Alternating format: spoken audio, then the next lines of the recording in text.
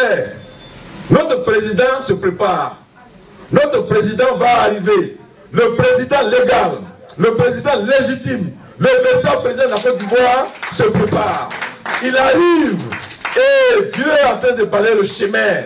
Dieu est en train d'ouvrir les voies.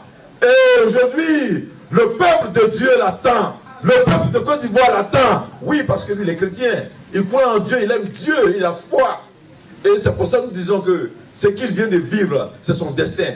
C'est la seule personne qui peut supporter cela. Vous savez, Laurent Gbagbo, avant qu'il est né, il a son grand frère. Quand son grand frère est né, lui, il va s'appeler Laurent. En même temps, il est mort.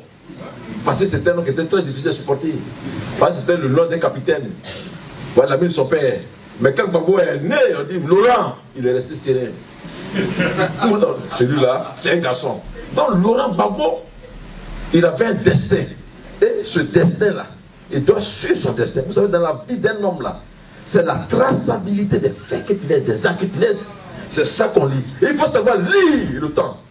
Il faut savoir lire les actes de Gbagbo Laurent. Il faut savoir lire ses paroles. Si tu lis ses pas, si tu lis ses actes, tu peux le comprendre. Ça sont lire le temps. Le temps est là. Le temps est propice. Le temps est beau. Le temps s'ouvre à nous. Le temps nous parle. Ouvrons les oreilles. Ouvrons les yeux. Écoutez. Regardons. Observons.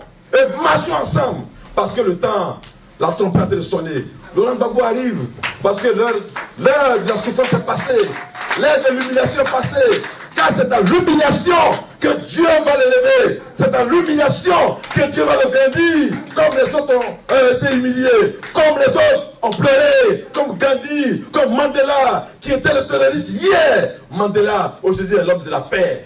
Oui, Gbagbo, c'est notre référence préférentielle. Oui, je le répète, Gbagbo, c'est notre préférence référentielle. Vous savez, nous qui avons décidé de marcher avec Laurent Gbagbo, d'épouser ses idéaux et son idéologie politique, nous savons où nous allons avec la Côte d'Ivoire. C'est pour cela, frères et sœurs, je vous le dis. En vérité, c'est vrai, il est écrit dans la parole de Gbagbo Laurent qu'il souffrirait. Mais il est aussi dit qu'après la souffrance, oui, il va alors, il aura le laurier, il aura la gloire. Gloire à Laurent Gbagbo et gloire à sa femme.